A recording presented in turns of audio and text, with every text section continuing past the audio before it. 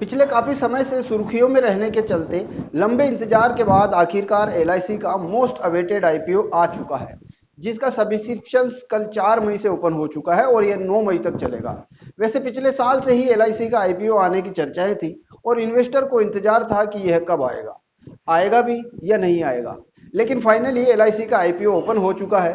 ऐसे में बहुत से लोग अब इस कश्मकश में है कि एलआईसी आईपीओ में इन्वेस्ट करना चाहिए या नहीं, लिस्टिंग गेन होगी या फिर लॉन्ग टर्म के लिए प्रॉफिट होगा या फिर नहीं होगा। इन्हीं सब बातों पर बात करेंगे इस वीडियो में कुछ पॉइंट्स के आधार पर, और ये जानने की कोशिश करेंगे कि क्या एलआईसी के आईपीओ में इन्वेस्ट करना चाहिए या फिर नहीं। लेकिन उससे पहले अगर आपने अभी तक भी हमारे चैनल को सब्सक्राइब नहीं किया है तो जल्दी से सब्सक्राइब का बटन दबाकर बेल आइकन को दबाकर ऑल का ऑप्शन भी सेलेक्ट कर लीजिए ताकि आने वाली वीडियो के नोटिफिकेशन आपको मिल सके। चलिए अब बात करते हैं एलआईसी के आईपीओ की।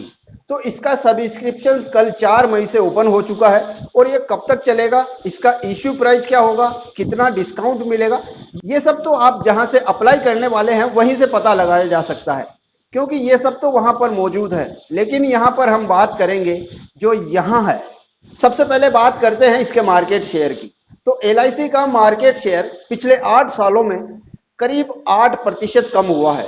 8 साल पहले जहां इसका मार्केट शेयर 72% के आसपास था, वो अब 64% पर हो गया है। इसका कारण प्राइवेट प्लेयर्स द्वारा इंप्रेसिव प्लान्स के दम पर रेगुलरली अपना मार्केट शेयर बढ़ाना है।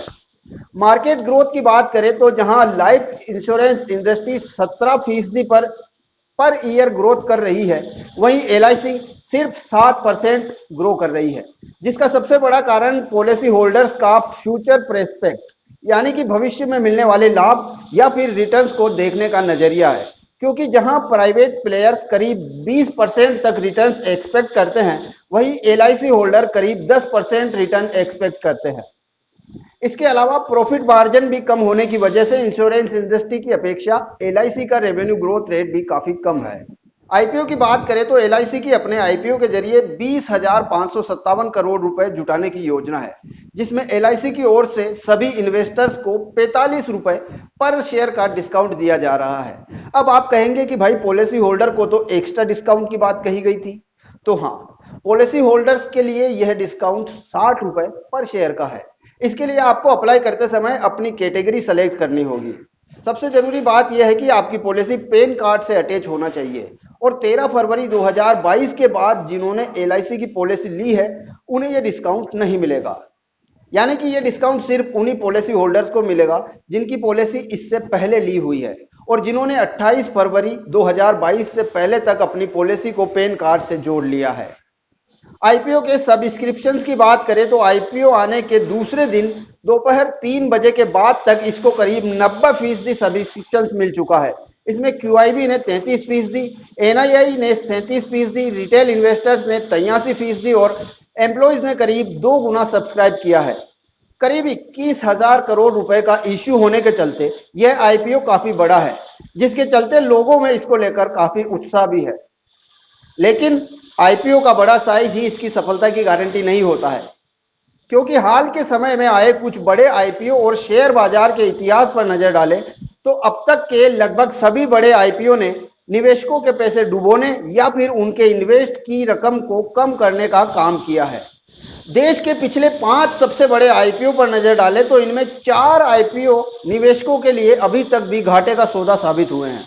इनमें पेटीएम की parent company 197 Communication Limited, Reliance Power, Coal India और जनरल इंश्योरेंस कॉर्पोरेशन के नाम शामिल है, जिनमें निवेशकों के करीब 20% से लेकर 97% तक पैसा डूब चुका है। जबकि सिर्फ एक company SBI card and payment services के शेयर जरूर हरे निशान में नजर आ रहे हैं। ऐसे में लिस्टिंग गेन होने की उम्मीद से अगर आप एलआईपीओ में इन्वेस्ट करना चाहते हैं तो ये शायद ही आपके लिए फायदेमंद हो। वहीं अगर लॉन्ग टर्म की बात करें तो कंपनी का बिजनेस मॉडल भले ही लॉन्ग टर्म का हो, लेकिन इसके मार्केट शेयर और रेवेन्यू ग्रोथ में लगातार गिरावट के साथ ही प्राइवेट प्लेयर्स द्वारा बेहतर रिटर्न और आकर्षक प्लान शेयर मार्केट में एलआईसी के सफर को मुश्किल बनाते हुए नजर आ सकते हैं, जिसके चलते कभी कभार ही इसके शेयरों को हरा निशान नसीब हो सकता है। ऐसे में बेहतर निवेश की समझ रखने वाले निवेशक जरूर इसमें फायदा उठा सकते हैं। पिछले 3 सालों के फाइनेंशियल को अगर देखा जाए तो इस दौरान कंपनी के असेट में जरूर इजाफा हुआ है। वहीं नेट प्रीमियम और प्रॉफिट में 2020-21 के मुकाबले 2022 में काफी गिरावट नजर आती है।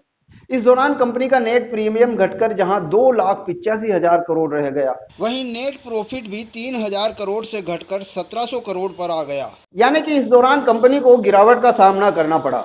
ऐसे में प्रॉफिट के हिसाब से शायद यहां इन्वेस्ट करने का फैसला शायद सही ना हो। वैसे मुझे इस आईपीओ में पैसा लगाने के बजाय इसकी लिस्टिंग का इंतजार करना ज्यादा बेहतर नजर आता है। बाकी फाइनली फैसला आपको करना है कि एलआईसी के आईपीओ में आपको इन्वेस्ट करना है या नहीं, क्योंकि भाई पैसा आपका है तो फैसला भी तो आप ही को करना है।